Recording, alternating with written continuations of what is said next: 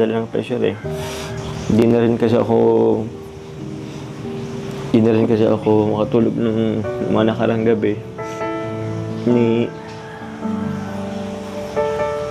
ka nga makapag-reply ng agad-agad eh. Inisip ko lang, baka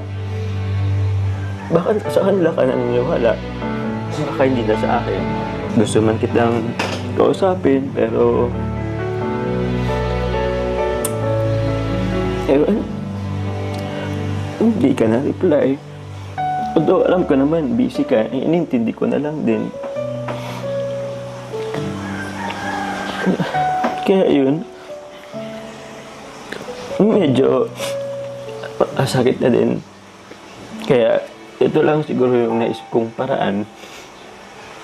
Kasi gusto ko, sa akin ka lang maniwala.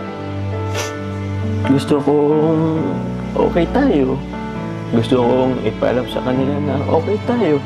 Na masaya tayo kahit nagkakagulo sila.